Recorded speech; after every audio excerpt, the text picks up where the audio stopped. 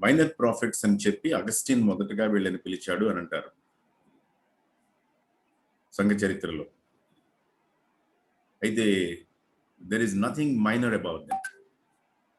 వీళ్ళు ఏ విధంగానూ చిన్నవాళ్ళు కాదు. ఈ ప్రవక్తల గ్రంథాలను గమనించేటప్పుడు మన దృష్టి కొంచెం, నేను లాస్ట్ టైం ఏమైనా ఇష్యూస్ మిస్ అయి ఉంటే కనుక వాటిని కవర్ చేయడానికి ట్రై చేస్తాను. దీనంతట్లోనూ అంటే తన ప్రజల దగ్గరికి ప్రభు తన సేవకుల్ని పంపించే క్రమంలో అక్కడికి వచ్చేటువంటిది వట్టి మాటలే కాదు, ప్రభు కూడా వస్తున్నాడు ఆ మాటల్లో. అంటే దేవుని యొక్క ఘనతని, గొప్పదనాన్ని మనం ఏమాత్రం విస్మరించడానికి వీల్లేని పద్ధతిలో ఆయన ఈ ప్రవక్తల గ్రంథాలన్నింటిలోనూ స్పష్టంగా కనబడతా ఉంటాడు. సో ఆయన మ్యాగ్నిఫిసెన్స్, ఆయన ఘనతని, గొప్పదనాన్ని, ఆయన వైభవాన్ని, ఆయన మహిమని, ఆయన తేజస్సుని, ఆయన గుణాతిశయాల్ని మనం చూస్తూ ఉండాలి, గ్రహించుకుంటా ఉండాలి. చాలాసార్లు ఈ ప్రవక్తల గ్రంథాలను చదివేటప్పుడు కలిగేటువంటి ఒక ధోరణి అనమాట, ఒక స్పందన ఏంటి అని అంటే, ఎప్పుడో జరిగినటువంటి వాటి విషయంలో రకరకాల పేర్లతోటి ప్రవక్తలు దేవుడిచ్చినటువంటి సమాచారాన్ని వాళ్ళ దగ్గరికి తీసుకుని వెళ్ళారు, అది మనకి ప్రస్తుతం ఏ విధంగా అన్నట్లుగా కొంచెం నిరాసక్తంగా చేస్తాం మనం. కానీ దానివల్ల మనం ఏం కోల్పోతున్నాము అని అంటే, ప్రభువు మనకి కనబడుతున్నాడు ఈ ప్రకటన అంతటిలోను, ప్రవచనం అంతటిలోను, ప్రవక్తలందరిలోను అనేటువంటిది మనం మిస్ అయిపోతాం. సో అంటే నేను బిగినింగ్ లోని ఈ మాట ఎందుకు చెప్దాం అనుకున్నానంటే, దేవుణ్ణి చూడటం అనేటువంటి విషయంలో ఏ విధంగానూ కూడా మిస్ కాకండి అని చెప్పడానికి అనమాట. యూజువల్ గా దీని అంతట్లోనూ, ఈ పుస్తకాలన్నింటిలోనూ మనకి స్పష్టంగా కనబడేది ఏంటి అని అంటే, బైబిల్లో ఎక్కడ కనపడినటువంటి స్టోరీ అయినా ఒకటే ఏంటంటే, ఇట్స్ ఎ రిలేషన్. ఏమి రిలేషన్ అంటే, దేవునికి తన ప్రజలకి మధ్యలో రిలేషన్, దేవునికి ఒక వ్యక్తికి మధ్యలో రిలేషన్, దేవునికి దేవుడు ఏర్పాటు చేసుకున్నటువంటి జనాంగానికి మధ్య రిలేషన్. అంతే మనకి అర్థం కావాల్సినటువంటిది. అయితే ఈ రిలేషన్ అంతట్లోనూ ఎవరు ఎలా ఉన్నారు, ఎవరేం చేశారు, ఇది ఏర్పాటు చేసుకున్నటువంటి వాళ్ళు ఎదురు తిరిగారు, ఏర్పాటు చేసుకున్న వాళ్ళు పతనం అయిపోయారు. దుష్టత్వం, క్రూరత్వం, బానిసత్వం, తర్వాత వ్యభిచారం, విగ్రహారాధన, అవినీతి, చుట్టుపక్కల ఉన్నటువంటి జాతులతో కలిసిపోవటం, తమ సొంత జాతిని అన్యాయం చేసేసేయటం, అన్ని రకాలు ఉన్నాయి అన్నమాట దీనిలో. ఇది ఉంది, ఇది లేదంటానికి వీల్లేదు. దేవుడు ఏ ఏ విషయాల గురించి వీళ్ళని వార్న్ చేశాడో ఆ విషయాలన్నీ వీళ్ళు చేశారంటే చేస్తూనే ఉన్నారు, ఏ పుస్తకం పరిశీలన చేసినా సరే. సో మనకి ఇది గమనికలోకి రావాలన్నమాట. సరే, మరి వీళ్ళు అంటే తప్పు చేయటంలో, పాపం చేయటంలో ఈ మధ్య కాలంలో కొంచెం ఎక్కువగా మనం మాట్లాడుతున్నటువంటి టేకింగ్ గాడ్ ఫర్ గ్రాంటెడ్, మన దేవుడేగా, మన అలవాటైనటువంటి పద్యాలు అనమాట, మనేసేయేగా, మనకున్నటువంటి అలవాట్లు అనమాట ఇవన్నీ కూడా. లాస్ట్ టైం నేను మాట్లాడుతూ ఒక మాట అన్నాను, నేను నిన్ను క్షమిస్తాను, నేను నిన్ను రెస్టోర్ చేస్తాను అని దేవుడంటే, దేవుడికి తాను చులకనైపోతాను అనేటువంటి భావన ఏమైనా ఉందా, భయం ఉందా అని నేనే లేదు అని చెప్పి అక్కడికక్కడే చెప్పాను ఆన్సర్. ఇప్పుడు దాన్ని మనకు అప్లై చేసుకుందాం. దేవుడు ఈ విధంగా పెందలకడనే లేచి తన ప్రవక్తలందరినీ మన దగ్గరికి పంపించి, మీరు మీ పరిస్థితి, మా పద్ధతి మార్చుకోండి, నా దగ్గరికి తిరిగి రండి, నేను మిమ్మల్ని దీవిస్తాను, లేదా నేను ఫలాని కాలానికి నేను మిమ్మల్ని దర్శిస్తాను, నిర్ణయ కాలం ఒకటి ఏర్పాటు చేస్తాను, మీరు నా దగ్గర ఉండేటట్లుగా నేను శాశ్వత కాలం మీకోసం అని చెప్పి ఏర్పాటు చేయబోతాను, ఇట్లాంటి మాటలు చెబితే ఆయనకి చులకనవుతాడనేటువంటి భయం లేదు. కానీ మనం మాత్రం ఖచ్చితంగా చేసే విధానం ఏంటి అని అంటే చులకనేనమాట. ఎందుకు చులకన? దేవుడు కోప్పడతాడు కానీ ఎల్లకాలం కోప్పడ్డు. ఒక రకమైనటువంటి టేకింగ్ ఫర్ గ్రాంటెడ్ అనేటువంటి మెంటాలిటీ అనమాట. దేవుడే కదా, దేవుడు ఇలా కాకుండా ఎలా చేస్తాడు? దీనిలో నుంచి ఒక వాదం పుట్టుకొచ్చింది నిజం చెప్పాలి అని అంటే. దేవుడు ఇలాగూ మాటి మాటికి పదే తన ప్రజలకి నేను మిమ్మల్ని క్షమిస్తాను, నేను మిమ్మల్ని హక్కును చేర్చుకుంటాను, నేను కౌగిలించుకున్నాను, నేను నడిపిస్తాను అని మాట్లాడుతూ ఉంటే, ఒక కాన్సెప్ట్ ఏమైంది మాట్లాడింది అని అంటే, పాత నిబంధనలో దేవుడేమో ఎంతసేపు గాడ్ విత్ రైజ్డ్ ఫిస్ట్, ఎవరిని చంపేద్దాము, ఎవరిని నలగొట్టేద్దామా అని చెప్పి క్రూరమైనటువంటి దేవుడని ఒక కాన్సెప్ట్. ఇంకొక కాన్సెప్ట్ ఏంటంటే, దేవుడు కరుణామయుడు, ప్రేమామయుడు. ఎంత ప్రేమామయుడు అంటే తన ప్రజల్ని మాటి మాటికి తనకు హక్కును చేర్చుకున్నాడు కాబట్టి ఎట్టి పరిస్థితుల్లోనూ ఎవరిని కూడా నరకానికి వెళ్ళనివ్వడు. ఆయన ప్రేమ మనిషిని నరకానికి వెళ్ళనివ్వదు. ఇది అంటే మనం దేవుడిని మన దృక్కోణంలో చూసి డిఫైన్ చేయడానికి ట్రై చేయడం. నేను బిగినింగ్ లో మాట్లాడేటప్పుడు డెఫినేషన్స్ గురించి మాట్లాడాను. మన డెఫినేషన్స్ మనం కాదు డిఫైన్ చేసేది. నేను ఈ మధ్యకాలంలో ఆలోచిస్తా ఉన్నాను అన్నమాట. Do we define by ourselves? That's a big mistake, big problem. అది పెద్ద ప్రమాదం. మనకి విషయాల్ని మనంతట మనంగా నిర్వచించడానికి అలవాటు పడినట్లయితే ఆ నిర్వచనాలు మనకి ప్రమాదకరంగా పరిణమిస్తాయి. ఇదిగో నిర్వచించాను చూడండి, దేవుడు తన చెయ్యెత్తి సంహరించడానికి సిద్ధంగా ఉన్నాడు, నలగొడతాడు, కుంగతీస్తాడు, అణిచివేస్తాడు, నిర్మూలిస్తాడు, చంపేస్తాడు. మనం దేవుణ్ణి మన దృక్కోణంలో నిర్వచించడానికి ప్రయత్నించడం, లేదా దేవుడు ప్రేమామయుడు కాబట్టి ఎట్టి పరిస్థితుల్లోనే మనిషిని నరకానికి వెళ్ళినాడు, మన పద్ధతిలోనే, మన లిమిటెడ్ పర్వ్యూ తోటి, లిమిటెడ్ నాలెడ్జ్ తోటి, లిమిటెడ్ అండర్స్టాండింగ్ తోటి ఆయన్ని మనం ఒక స్థాయికి, ఒక పనికి, ఒక ఆలోచనకి కట్టడి చేయడం అన్నమాట, పరిమితిని ఏర్పాటు చేయడం అనమాట ఆయనకి. సో అంటే ప్రాబ్లం ఎక్కడొస్తుంది అని అంటే, మనం దేవుణ్ణి మన పద్ధతిలో, మనుష్య జ్ఞానంతో, మనుష్య అనుభవంతో నిర్వచించడానికి ప్రయత్నిస్తున్నాము. దేవుడు ఏర్పాటు చేసినటువంటి వాస్తవాన్ని కూడా, దేవుని యొక్క ప్రమాణాలని కూడా మన పద్ధతిలో నిర్వచించడానికి ప్రయత్నిస్తున్నాం. ఇశ్రాయేలు చరిత్ర యావత్తు గమనించుకుంటా వచ్చినట్లయితే అదే కనబడుతుంది మనకి. మళ్ళీ నేను చెప్తున్నానుగా, నా లైఫ్ నేను సిగ్గుపడకుండా మాట్లాడేస్తాను అనమాట, నా బ్రతికిది అని చెప్పి. ఎందుకు వస్తుందంటే, నేను చెప్పాను అనుకోండి, నేను చెప్పినట్లు అనమాట. నేను చెప్పలేదు అనుకోండి, రేపు మాపు మీకు విషయాలు అర్థమైపోతాయి. ఓ ఆయన చెప్పాడు కానీ ఇదేనమాట, ఒట్టిదే అని చెప్పి. అందుకని ముందే చెప్తున్నాను అనమాట. నేను ఇలాంటి వాడినే. దేవుణ్ణి నా కంపార్ట్మెంట్స్ లోకి నేను రెస్ట్రిక్ట్ చేయడానికి, ఫ్రాగ్మెంటేషన్ కోసం, ముక్కలు చేయడం కోసం, నా పద్ధతిలో నిర్వచించడానికి నేను తాపత్రయపడి చేస్తూ ఉంటానన్నమాట. ఇది సమస్య. కానీ దేవుడు ఏమంటున్నాడంటే, దేవుడు మన నిర్వచనాలకి ఆయన నిర్వచనాలకి తేడా ఎందుకు వస్తో కూడా చెప్తాను. దేవుడు నువ్వు నిర్వచిస్తాడు. దేవుడు తన నిర్వచనాలను చెప్తా ఉంటాడు అనమాట. మీరు తిరిగి రండి అంటాడు అనమాట దేవుడు. మీరు వ్యభిచారం చేయొద్దు అని అంటాడు దేవుడు.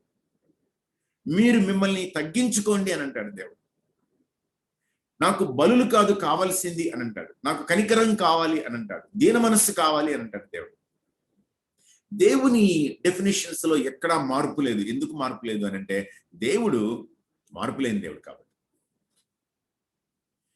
ఇక్కడ సమస్య ఎక్కడి నుంచి వస్తుందనంటే, నేను గంటకు ఒక విధంగా మాట్లాడతాను, పూటకు ఒక విధంగా మాట్లాడతాను. మొన్న ఒక ఆయన ఎవరో నా గురించి ఏదో అన్నారన్నమాట. అనగానే నాకు కోపం వచ్చేసింది. ఒక రోజంతా అన్నమాట. ఆయన నేనేం అనను, కానీ లోపల అనుకోకుండా ఉన్నాను, వేష్టపోతా ఉంటానన్నమాట. ఏంటి ఎంతకాలం ఏంటంట అట్లా అని చెప్పి దాన్ని దేవుడి దగ్గరికి తీసుకెళ్ళి, దేవుడి దగ్గర కూడా చాలా నిజాయితీ పరుడిలాగా, నీతిమంతుడిలాగా దేవుడికి చెబుతా ఉంటాను అనమాట. ఎంతకాలం ప్రభా ఇదేంటి ప్రభా, ఇట్లా ఏంటి ప్రభా, దీనివల్ల సహవాసానికి ఎంత నష్టమో తెలుసా ప్రభా అంటుంటా అనమాట. దేవునికి నేను నిర్వచనాలు చెబుతా ఉంటాను, డిఫైన్ చేస్తా ఉంటాను. ఒక పూట గడిచిన తర్వాత, ఆ ఆవేశం అంతా తగ్గిన తర్వాత, వేడి చల్లారిన తర్వాత, పెద్ద ఆయనలే ఏదో మాట్లాడారులే అని అంటాను. మళ్ళీ ఇంకొక పూట ఎందుకో గుర్తొస్తుంది, మళ్ళీ కొంచెం ఆవేశం పొంగుతుంది. నా నిర్వచనాలు మారిపోతావంటే ఎందుకు మారిపోతావంటే, నేను మారిపోయేవాడిని కాబట్టి. We're changing beings, we're prone to change. అందుకని మన డెఫినేషన్స్ కూడా మారుతాం. నా వైపు నన్ను అంటా ఉంటుంది అనమాట, ఇవాళ ఇట్లా మాట్లాడుతున్నారు మీరు, 10 ఏళ్ల క్రితం ఇలా మాట్లాడలేదంటే అంటది. ఎందుకోసం అంటే నేను మనిషిని కాబట్టి. మన నిర్వచనాలు మార్పు చెందుతా ఉండే. నిర్వచనాలు ఎక్కడి నుంచి తెచ్చుకోవాలంటే దేవుడి దగ్గర నుంచి తెచ్చుకోవాలి. ఎందుకంటే God is our reference point. Unchanging God ఇచ్చే డెఫినేషన్స్ కాబట్టి అన్చేంజింగ్ గానే ఉంటాయి అన్నమాట డెఫినేషన్స్. మనం ఏం చేస్తామంటే మనకి ఇష్టం వచ్చినట్లుగా, మనకి కుదిరినట్లుగా, మనకు అవసరమైనట్లుగా మనం దాని అంతటినీ కూడా సరిచేసుకోవడానికి, సమర్థించుకోవడానికి ట్రై చేస్తాం. సహోదరుడు ఒక ఆయన నా స్టోరీ కూడా అదే అని చెప్తున్నారు అన్నమాట. అవును, అవును. విషయం ఏంటి అని అంటే క్రైస్తవ జీవితంలో దేవుణ్ణి ఆశపడుతూ నేర్చుకోవాలని ఆశపడే కొద్దీ మనకి ఇది అర్థం అవుతా ఉంటది అనమాట. అందుకనే పాపుల్లోకెల్లా నేను ప్రధానుడిని అని చెప్పి ఆయనకి నిర్వచనాలు కరెక్ట్ అవుతా వచ్చినాయి అనమాట. As he move towards the end of his life, the end of his race, దేవుని దగ్గరికి వెళ్లే కొద్ది తన పాప స్వభావం, పాప నైజం ఇంకా ఇంకా స్పష్టం అవటం మొదలు పెట్టేటప్పటికి పాపుల్లో నేను ప్రధానుడిని, నన్ను ఏర్పాటు చేసుకున్నాడు ఏంటి అని అన్నాడు. సో నిర్వచనాలు ఇశ్రాయేలు జనం చేసినా సరే ఇదే సమస్య జరిగింది. తర్వాత ఇశ్రాయేలు జనం చేసినప్పుడు కొన్ని నిర్వచనాలు ఏం చేసుకున్నారంటే వాళ్ళు దేవునికి విరుద్ధమైనటువంటి జాతులతో కలిసి వాళ్ళ దృక్కోణంలో తమ దేవుణ్ణి అర్థం చేసుకోవటానికి, ఆయనకి పరిమితులు విధించడానికి, ఆయన్ని నమ్మడం నమ్మకపోవడం అనేటువంటిది చేయడానికి వాళ్ళు ప్రయత్నించారు. మనము అంతే, మన చుట్టూ ఉన్నటువంటి పరిస్థితిని బట్టి. నేను అందుకని ఏమనుకుంటాను అని అంటే ఇష్యూస్ వచ్చినప్పుడు మనిషి 3 వైపులకు చూస్తాడు. ఒకటి సెల్ఫ్ అన్నమాట, నా వంక చూసి నేను కుంగిపోతాను. 2 సొసైటీ అన్నమాట, సొసైటీ సమాజం ఎలా ఉందో చూస్తాను. 3 సరౌండింగ్స్ అన్నమాట, ఉన్నటువంటి సిచ్యుయేషన్స్ అన్నమాట. కానీ దేవుడు ఏమంటాడు అని అంటే I'm the sovereign, look at me అని అంటాడు. సో మనం ఇశ్రాయేలు చరిత్ర ఈ 12 ప్రవక్తల్లో కానీ, అంతకు ముందున్నటువంటి 4 ప్రవక్తలు 5 పుస్తకాల్లో కానీ మనం చూసినప్పుడు మనకు అర్థం కావాల్సింది ఏంటి అని అంటే unchanging God and unchanging definitions. దేవుడు కాన్స్టెంట్ గా ఇదే చూపిస్తున్నాడు అనమాట.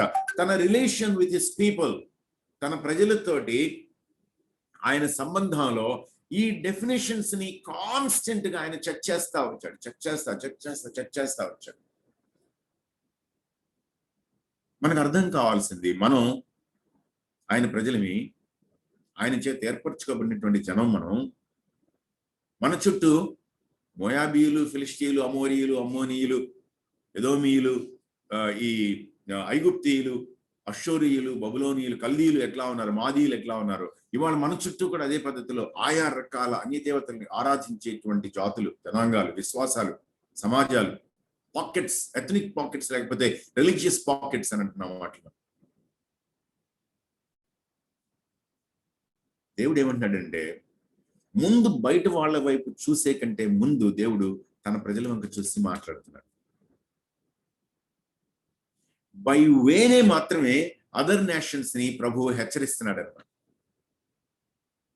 ఈ మాటని నేను యోనా దగ్గరికి వచ్చిన తర్వాత కొంచెం మోడిఫై చేస్తాను, బట్ స్టిల్ అక్కడ క్రక్స్ ఆఫ్ ది పాయింట్ ఎవరు అని అంటే యోనానే. మళ్ళీ సరే, 12 పుస్తకాల గురించి మాట్లాడతాను. ఓకే, నేను జకర్యా చదువుతున్నానని చెప్పానుగా. జకర్యాలో 1వ అధ్యాయం చూసినట్లయితే, మీరు నన్ను క్షమించాలి, కొంచెం ఓపిక తక్కువయ్యి నేను ప్రిపేర్ అవడమే సరిపోయి ప్రజెంటేషన్స్ చేయలేకపోతున్నాను. కొంచెం ఓపిక వచ్చిన తర్వాత, మేబీ న్యూ టెస్టిమెంట్ స్టడీలోకి వెళ్ళిన తర్వాత నేను ఖచ్చితంగా మళ్ళీ ప్రజెంటేషన్స్ చేస్తాను. జకర్యాలో 1వ అధ్యాయంకి వెళ్తే మంచి చిత్రమైనటువంటి మాటలు అన్నమాట.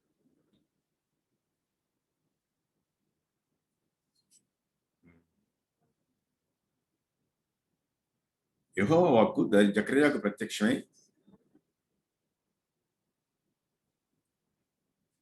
3వ వచనంలో అంటాడు, మీరు నా తట్టు తిరిగిన ఎడల నేను మీ తట్టు తిరుగుతాను. ఎంటైర్ బుక్ ఇంతేనమాట. ఎంటైర్ బుక్ అంటే I'm not just talking about Zechariah, I'm talking about the scroll of the 12. 12 ప్రవక్తల్ని కలిపి ఒక గ్రంథంగా రాసేవాళ్ళు అనమాట హెబ్రీయులు, అంటే యూదులు. వాళ్ళ క్యానన్ లో ఒక సింగిల్ బుక్ కింద అనమాట 12, స్క్రోల్ ఆఫ్ ద 12 అని. ఆయన ఏమంటున్నాడంటే ఇదే మాట అనమాట, U turn to me and I will turn to you. మీరు నా తట్టు తిరిగితే నేను మీ తట్టు తిరుగుతాను. 4వ వచనంలో చూసారా, మీరు మీ పితరుల వంటి వారు ఉండవద్దు. You have had a big legacy history behind you. మీ వెనుకున్న చరిత్ర లాంటిది. మీ పితరులాగా ఉండొద్దు మీరు. ఇంకా ఏమన్నా చూసారా? ప్రవక్తలు దుష్క్రియలను మాని తిరుగుడని వారికి ప్రకటించినను వారు వినకపోయిరి, నా మాట ఆలకించకపోయిరి. 5వ వచనంలో ఏమన్నాడు చూసారా? మీ పితరులు ఏమయ్యారు? ప్రవక్తలు నిత్యము బ్రతుకుదురా? కానీ మీకు అర్థం కావాల్సింది ఏంటో తెలుసా? నేను సెలవిచ్చిన మాటలు, కట్టడలు మీ పితరుల విషయంలో నెరవేరలేదా? Unchanging God, unchanging words. The people will pass. The prophets will also pass away. వెళ్ళిపోతారనమాట వాళ్ళు.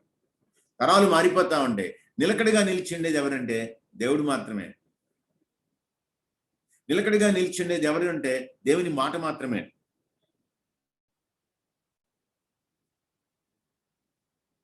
నేను యాక్చువల్గా ఇక్కడ మాట్లాడాలనుకోలేదు, ఒక పాయింట్ అనమాట. ఎవరి కాలానికి చెందినటువంటి వాళ్ళు వీళ్ళు? జకర్యా దగ్గరికి వచ్చినట్లయితే కనుక, ఆ ముందు మళ్ళీ వెనక్కి వస్తాను. జకర్యా దగ్గరికి వస్తే కనుక ముందు ఎవరి కాలానికి చెందిన వాళ్ళు అంటే ఇదిగో జెరుబ్బాబెలు, హగ్గయి, తర్వాత ఎజ్రా, ఆ తర్వాత వచ్చినటువంటి నెహెమ్యా, ఈ కాలంలో మాట్లాడమాట. ఇలాంటి ప్రవక్తలు ఉన్నటువంటి కాలంలో ఉన్నాడు కాబట్టే నెహెమ్యా కూడా, నెహెమ్యా దగ్గరికి తమ్ముళ్ళు కొంతమంది వాళ్ళ బంధువర్గంలో వాళ్ళు వచ్చారనమాట. షూషన్ కోట దగ్గరికి వచ్చి అన్నా ఇట్లా ఉందరా అని చెప్పారు. చెబితే ఎవరి గురించి బాధపడుతున్నాడు తను? మోకరించి ప్రార్థన చేస్తా, అసలు ఎట్లాంటి మాటలు, నాకు ఈ మధ్యలో ఎందుకు ఈ మాటలు మాట్లాడుతున్నాను కూడా చెప్తాను నేను. నెహెమ్యా అంటాడు 1వ అధ్యాయంలో అన్నమాట, తన కన్ఫెషన్లో 6వ వచనంలో, నీ దాసులైన ఇశ్రాయేలీయుల పక్షముగా నేను చేయు ప్రార్థన అంగీకరించుము. నీకు విరోధముగా పాపము చేసిన ఇశ్రాయేలు కుమారుల దోషమును నేను ఒప్పుకొనుచున్నాను. నేనును నా తండ్రి ఇంటి వారును పాపము చేసి ఉన్నాము. నీ ఎదుట బహు అసహ్యముగా ప్రవర్తించాం. ఆజ్ఞలని, కట్టడలని, విధుల్ని మేము గైకొనలేదు. తన పూర్వీకుల గురించి, పితరుల గురించి గుర్తు చేసుకుని ఇప్పుడు ఏమంటున్నాడనంటే, వాళ్ళు చేసినటువంటి పాపాన్ని నేను ఇవాళ మీ సన్నిధిలో కన్ఫెస్ చేస్తున్నాను. Because I own it.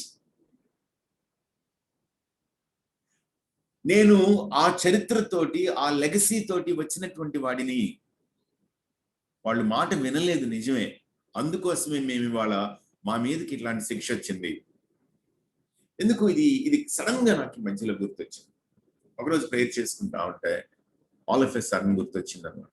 Last week నేను మాట్లాడేటప్పుడు, అంతకుముందు వీక్ మాట్లాడేటప్పుడు, బహుశా నాకు గుర్తు రావడం లేదు, టెంపుల్ నేషన్ గురించి మాట్లాడుతూ మనం విద్యని, వైద్యాన్ని వదిలేసాము, దేవుని యొక్క ప్రతినిధులంగా ఈ సమాజానికి ఉండడం మానేసాము అన్నది నేను చెప్పాను.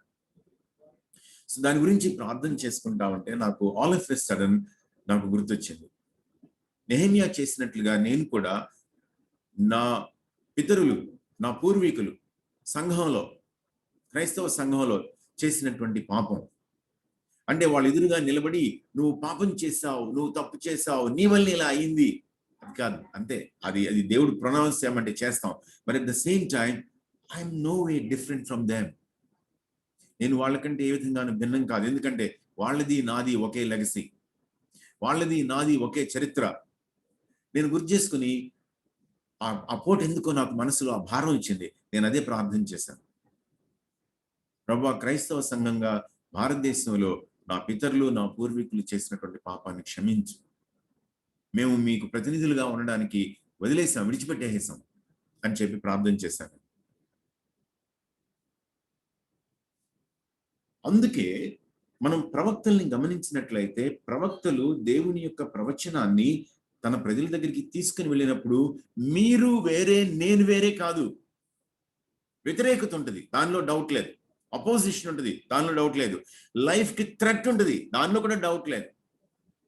బట్ స్టిల్ దేవుడు ఏమంటున్నాడు అని అంటే, you are not different from them. You are my messenger, but you are part of the group. నువ్వు నీ ప్రజల్లో ఒకడివి.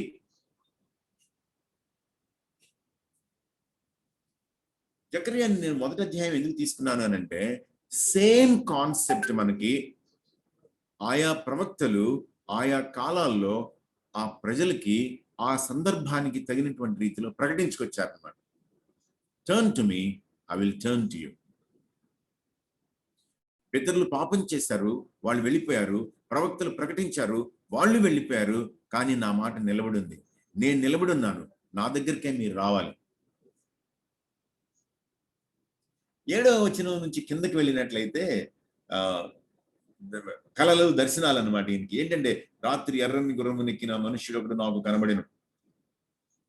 అతడు లోయలో నన్ను గొంజి చెక్కలో నిలబడి ఉండగా అతని వెనక ఎర్రని గుర్రములను, చుక్కలు చుక్కలు గల గుర్రములను, తెల్లని గుర్రములను కనబడిన.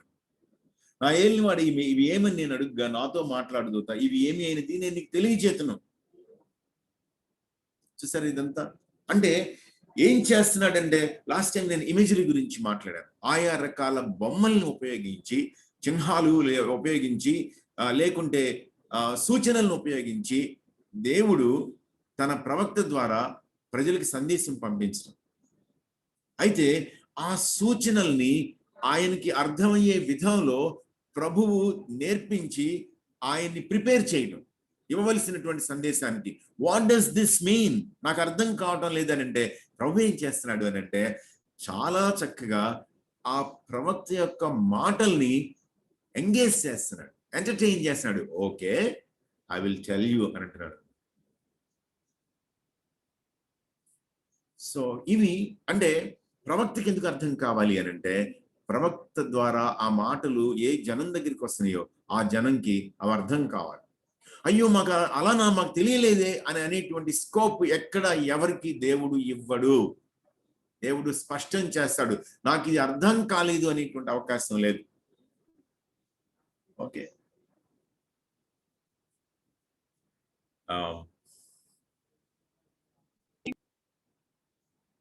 హోషే గురించి ఆల్రెడీ నేను మీతో ఎంతకుముందు ఒకసారి చెప్పున్నాను. ఏంటి హోషే గురించి అని అంటే,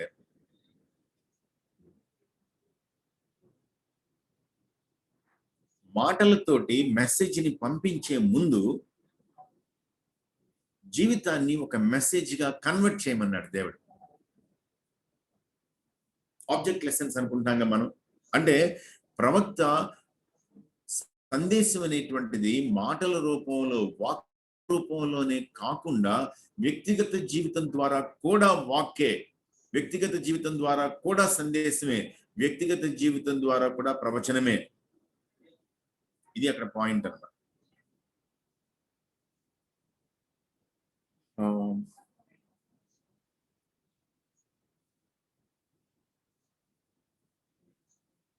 నేను సో అక్కడ మనకి వచ్చినటువంటి సమస్య ఎవరి సమస్య అని అంటే,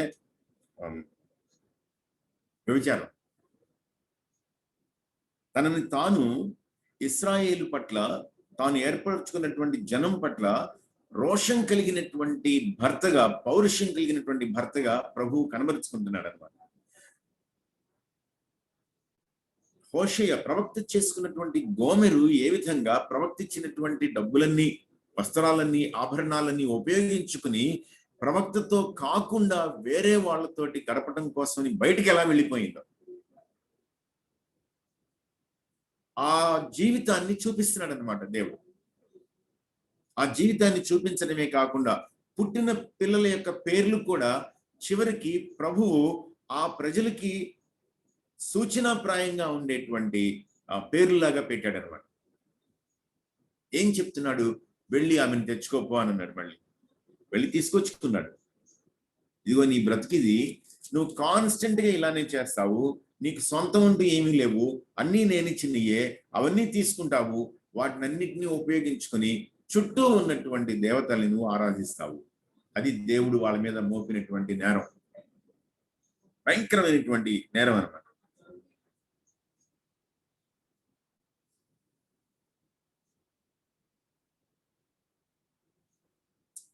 నాలుగో అధ్యాయంలో మొదటి వచనంలో చూసారా, సత్యమును, కనికరమును, దేవుని గురించిన జ్ఞానమును దేశముందు లేకపోవుట చూచి యెహోవా దేశ నివాసులతో వ్యాజ్యమాడుచున్నాడు. 6వ వచనంలో, నీవు జ్ఞానమును విసర్జించుచున్నావు గనుక నాకు యాజకుడువు కాకుండా నేను నిన్ను విసర్జింతును. నీవు నీ దేవుని ధర్మశాస్త్రం మరచితివి గనుక నేను నీ కుమారులను మరతును. 14వ వచనం చివరిలో వివేచన లేని జనము నిర్మూలమగును. దేవుడు తన ప్రజలతోటి మాట్లాడేటువంటి పద్ధతి అన్నమాట. అంటే వాళ్ళు ఆయన్ని తగని రీతిలో ట్రీట్ చేశారు. దేవుడు ఏమంటున్నాడనంటే మీరు ఈ విధంగా ప్రవర్తించారు కాబట్టి మీ మీదకి ఇది వస్తుంది. అయితే దేవుడు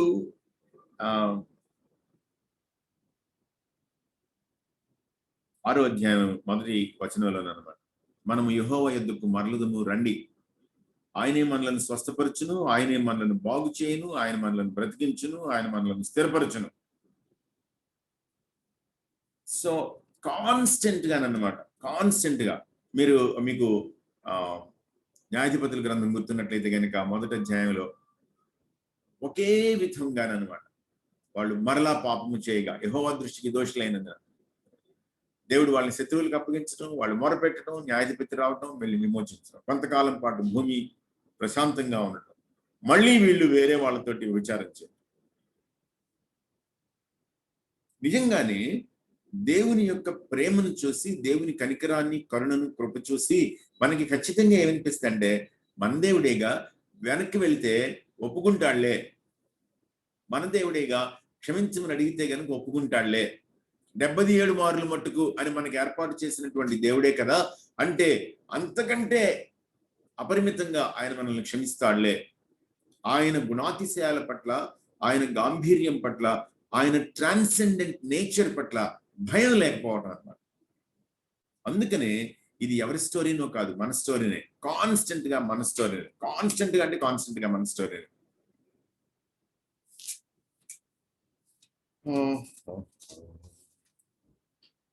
యోవేలు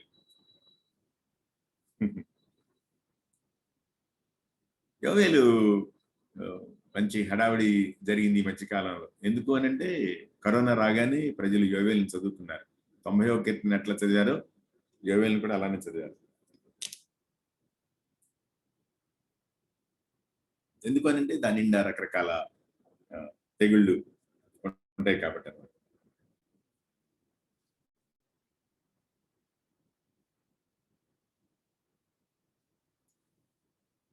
ఫస్ట్ చాప్టర్లో అన్నమాట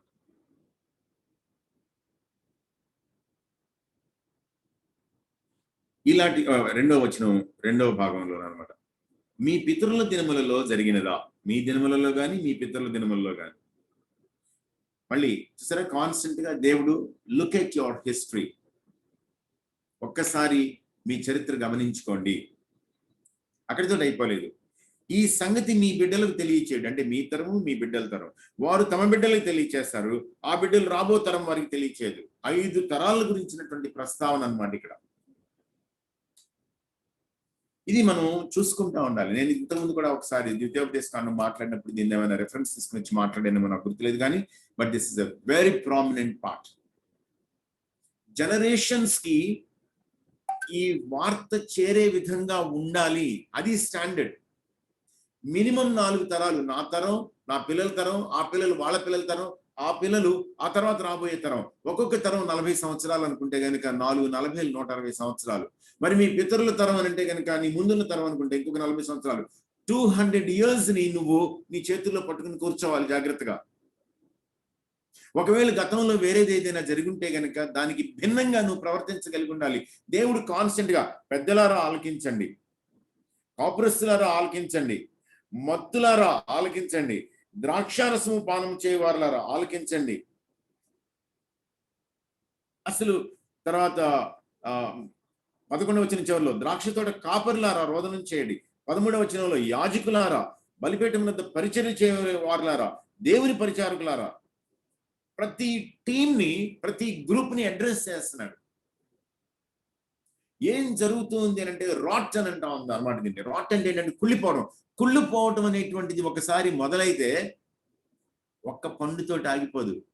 ఆ మిగిలినటువంటి పండ్లన్నీ కూడా ఒకదాని తర్వాత ఒకటిగా మొత్తం కుళ్ళిపోతుంది అనమాట. సో ఈ కుళ్ళు అనేటువంటిది సమాజంలో ఉన్నటువంటి ప్రతి వర్గాన్ని టచ్ చేస్తుంది. యాజకులు ఏమన్నా బాగున్నారా? బాలేరు. కాపర్లు బాలేరు, పెద్దలు బాలేరు, అధిపతులు బాలేరు. లెవెల్స్, డిఫరెంట్ లెవెల్స్ అనమాట. అందరూ కూడా ఇలానే తయారైపోయారు, ఏమీ బాలేదు అని అంటాడు. 2వ అధ్యాయం 12వ వచనంలో ఇప్పుడైనను మీరు ఉపవాసం ఉండి కన్నీరు విడుచుచు దుఃఖించుచు మనఃపూర్వకముగా తిరిగి నా యొద్దకు రండి. సరే మాటలు అంటే there is still a way back. అది దేవుడు చెప్తాడు అనమాట. కాన్స్టెంట్ రిఫ్రైన్ అనమాట. ఇది మీరు పాపం చేయటం అనేటువంటిది నాకు తెలుసు, కానీ నేను మీకు still I'm keeping the door open. నా దగ్గరికి మీరు రావటానికి, మనఃపూర్వకంగా రావటానికి, నటిస్తూ కాకుండా శ్రద్ధతో వెంటాడటానికి మీకు అవకాశం ఇస్తున్నాను. 13వ వచనం చూసారా? మీ దేవుడైన యెహోవా కరుణావాత్సల్యములు గలవాడు, శాంతమూర్తి, అత్యంత కృపగల దేవుడు. తాను చేయనుద్దేశించిన కీడుని చేయడు. మీ వస్త్రములను కాక మీ హృదయములను చింపుకుని ఆయన తట్టు తిరుగుడి. 14వ వచనం, మనసు త్రిప్పుకుని పశ్చాత్తాపడి మీ దేవుడైన యెహోవాకు తగిన నైవేద్యమును పానార్పణమును మీకు దీవెనగా అనుగ్రహింపడని ఎవడు చెప్పగలడు? సో మనకు అర్థం కావాల్సింది చూసారు. నేను అందుకని ఏమంటానంటే నాలెడ్జ్ ఆఫ్ ద హోలీ, దేవుణ్ణి గురించినటువంటి జ్ఞానం ఈ విధంగా రివీల్ చేయబడుతుంది అనమాట. ఆయన కరుణావాత్సల్యాలు గలవాడు, శాంతమూర్తి, అత్యంత కృప గలవాడు, ఉద్దేశించిన కీడుని చేయకుండా మానేస్తాడు. సో ప్రవక్తల్ని మనం చదివేటప్పుడు మనం జాగ్రత్తతో చదువుకోవాలి. ఎక్కడ ఆయన గురించినటువంటి అద్భుతమైనటువంటి గుణాతిశయాలు, గుణ లక్షణాలు మనకి ఈ విధంగా ప్రకటించబడుతున్నాయి.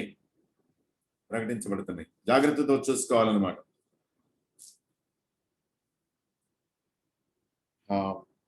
2వ అధ్యాయం 32వ వచనంలో ఆ దినమున, ఏ దినం గురించి మాట్లాడుతున్నాడు?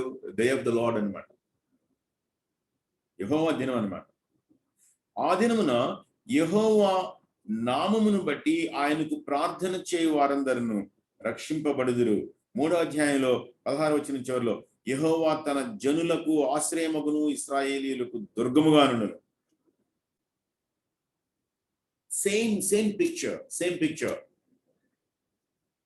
ఒక పక్కనేమో పైన ఉన్నటువంటి ఇశ్రాయేలు రాజ్యం గురించి, కొంతసేపు ఏమో కింద ఉన్నటువంటి యూదా రాజ్యం గురించి.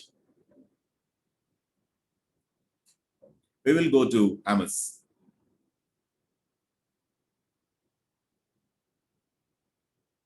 Amos 7.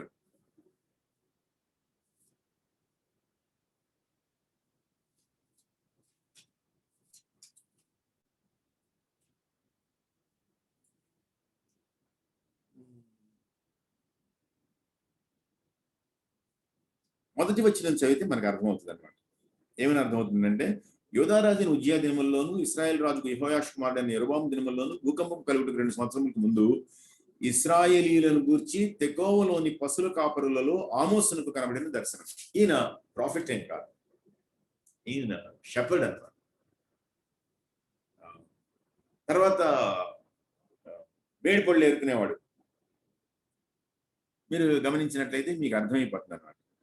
ఎక్కడది? 7వ అధ్యాయంలో ఉంటుంది ఈ మాట. 7వ అధ్యాయంలో 14వ వచనం అనమాట. నేను ప్రవక్తనైనను కాను, ప్రవక్త యొక్క శిష్యుడినైనను కాను, కానీ పశుల కాపరినై మేడి పండ్లు ఏరుకుని వాడను. నా మందలను నేను కాచుకొనుచుండగా యెహోవా నన్ను పిలిచి, నీవు పోయి నా జనులకు ఇశ్రాయేలు వారికి ప్రవచనం చెప్పుమని నాతో సెలవిచ్చను. ఈయనేమో యోధా రాజ్యానికి చెందినటువంటి వాడు, యెరూషలేముకి దగ్గరలో ఉన్నటువంటి ఒక గ్రామానికి చెందినటువంటి వాడు. దేవుడేమంటున్నాడంటే, నువ్వు ఇశ్రాయేలీయులకి ప్రకటించి వెళ్ళు అని అంటున్నాడు అనమాట. అందుకని ఏం చేశాడు ఆయన? 10వ వచనంలో చూసారా? బేతేల్లోని యాజకుడైన అమజ్యా ఇశ్రాయేల్ రాజుని యెరొబోమునకు వర్తమానం పంపి, బేతేల్ ఎవరిది అంటే రాజుగారి పట్టణం, ఇశ్రాయేల్ రాజుగారి పట్టణం అనమాట. సో అక్కడ ఉన్నటువంటి ప్రీస్ట్ అనేటువంటి అతను అమజాయా అనమాట. అతను ఏమంటున్నాడు అని అంటే, రాజుగారికి కబురు పెట్టాడు, వీడు మీ మీద కుట్ర చేస్తున్నాడండి అని చెప్పి. అని. అంతేకాకుండా ఏమన్నాడు తెలుసా? 12వ వచనం చూడండి. అమధ్య ఆమోసు ఇట్లను దీర్ఘదర్శి తప్పించుకొని యోధాదేశమునకు పారిపోము, అచ్చటనే బద్దెము సంపాదించుకొనుము, అచ్చటనే నీ వార్త ప్రకటించుము. బేతేలు రాజు యొక్క ప్రతిష్ఠిత స్థలము, రాజధాని పట్టణమై ఉన్నందున నీ వికను దానిలో నీ వార్త ప్రకటన చేయకూడదు. ఒక యాజకుడు ప్రవక్తను ఉద్దేశించి మాట్లాడుతున్న మాటలు. ఇతను ప్రవక్త అని చెప్పి ఆయనకి తెలుసా తెలియదంటే తెలుసు, దీర్ఘదర్శి అనే పిలుస్తున్నాడు పిలవడానికి. కానీ నీకు మా రాజ్యానికి, నీకు మా రాజుకి, నీకు మా రాజధానికి సంబంధం ఏంటయా? పోను అని అంటున్నాడు అనమాట. వెళ్ళు, అక్కడే నీకేమైనా డబ్బులు ఏమైనా కావాల్సి వస్తే కనుక, జీవితానికి సరిపోను భత్యం సంపాదించుకోవాలనుకుంటే కనుక అక్కడే సంపాదించుకోపోయి ఇక్కడికి రావద్దు. This is not your place, this is the Kings place.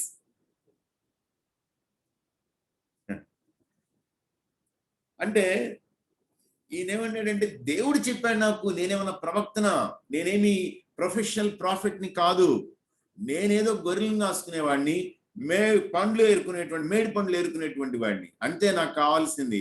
కానీ దేవుడు చెప్పాడు, అందుకనే నేను వచ్చాను. నీవు పోయి నా జనులకు ఇశ్రాయేలీ వారికి ప్రవచనం చెప్పుము అని చెప్పాడంట. అందుకని వచ్చాడనమాట. సో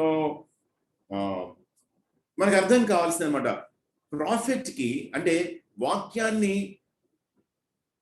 దేవుని పట్ల విశ్వాసంతో విశ్వాస పాత్రంగా ప్రకటించేటువంటి వానికి ఈ విధమైనటువంటి వ్యతిరేకత తప్పదు. దానికి ఏ కారణమైనా సరే పెట్టొచ్చు, ఏ కారణమైనా సరే పెట్టొచ్చు.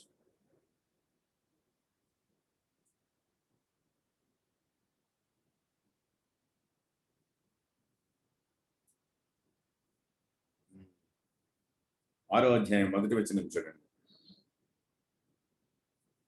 సియోనులో నిర్విచారముగా ఉన్న వారికి శ్రమ. నిర్విచారంగా ఉన్నటువంటి ఏంటంటే కంప్లాసెంట్ యాటిట్యూడ్, మాకేమీ జరగదు, మేము హాయిగా ఉన్నాము అనుకోవడం అనమాట.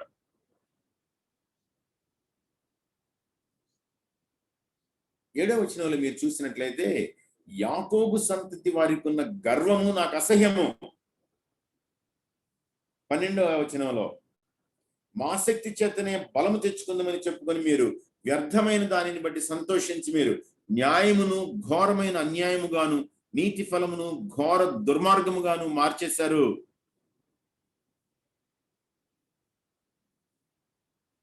ప్రాబ్లం అన్నమాట ఇది. ఏంటి అనంటే, తన ప్రజల్లో ఉన్నటువంటి గర్వం కావచ్చు, తన ప్రజల్లో ఉన్నటువంటి అవినీతి కావచ్చు, వాళ్ళు చేసేటువంటి దుర్మార్గం కావచ్చు. ఎందుకు అవినీతి దుర్మార్గం ఏమైంది? ఇప్పుడు అక్కడ ఏమైంది అంటే, రాజ్యం బాగుంది, పరిస్థితులన్నీ కూడా చక్కగా ఉన్నాయి, వాళ్ళకి డబ్బులు పెరిగినాయి అనమాట, కొంచెం సుఖంగా ఉన్నారనమాట, సుఖాసక్తులుగా జీవిస్తున్నారనమాట, నిశ్చింతగా నివసిస్తున్నారంట. వాళ్ళు పాన్పుల మీద చాచుకుంటున్నారంట, పరుపు దంతపు మంచాల మీద పండుకుంటున్నారంట, పిచ్చి పాటలు పాడుతున్నారంట. యోసేపు సంతతికి కలిగిన ఉపద్రవమును గురించి చింతపడరు. మీ సమాజంలోనే వేరే వాళ్ళు స్ట్రగుల్ అవుతా ఉంటే, సఫర్ అవుతా ఉంటే మీకు ఏ విధమైనటువంటి బాధ లేదు. No social justice. దేవుడు రైజ్ చేస్తున్నటువంటి questions, unchanging principles, unchanging definitions, దేవునికి ఉన్నటువంటి అన్చేంజింగ్ ఇంట్రెస్ట్ ఇవి. చాలా చిత్రంగా ఏమన్నాడు తెలుసు చూసారా? 9వ అధ్యాయంలో 7వ వచనంలో, ఇశ్రాయేలీయులారా మీరును కూషీయులను నా దృష్టికి సమానులు కారా? అంటే ఎంతసేపు వీళ్ళకు ఉన్నటువంటి గర్వం ఏంటంటే, మా దేవుడు మా కోసం వస్తాడు. కానీ దేవుడు ఏమంటున్నాడంటే, నేను మీ ఇంజస్టిస్ ని, అన్యాయాన్ని ప్రశ్నించే నేను అన్యాయంగా ఉండను, నేను న్యాయంగా ఉంటాను. భూమి మీద ఉన్నటువంటి ప్రజలందరూ నా దృష్టికి ఒకటే. మీకు ఇచ్చాను కాబట్టి ప్రాధాన్యత, మీ మీదే పనిష్మెంట్ కూడా ఉన్నటువంటి ట్రీట్మెంట్ అనమాట అది. ఓకే, క్విక్గా మూవ్ అవుతున్నాను.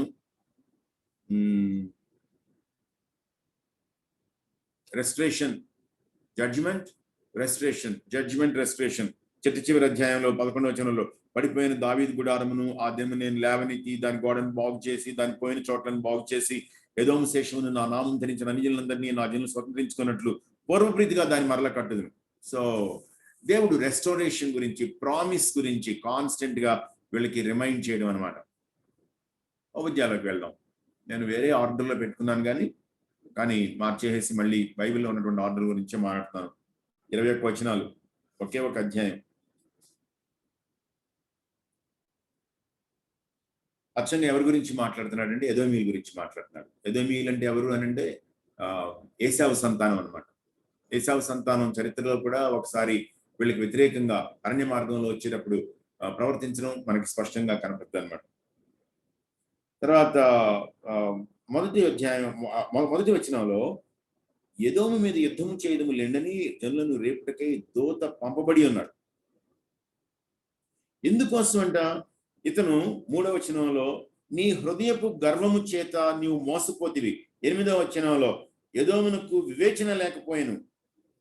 10వ వచనంలో నీ సహోదరులైన యాకోబు సంతతికి నీవు చేసిన బలాత్కారమును బట్టి నీవు అవమానం నొందుదు. దేవుడు ఏం చేస్తున్నాడంటే వీళ్ళని జడ్జ్ చేశాడు.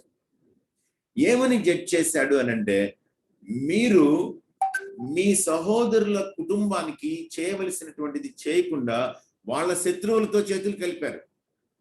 మీ సహోదరులు బాధపడతా ఉంటే మీరు పట్టించుకోకుండా వాళ్ళ మీదకి మీరు యుద్ధానికి ప్రయత్నించారు. ఇంకా దరిద్రం ఏంటంటే 12వ వచనం, నీ సహోదరుని శ్రమానుభవ దినము చూచి నీవు ఆనందమంద తగదు. వాళ్ళు నవ్వుకుంటున్నారు అన్నమాట.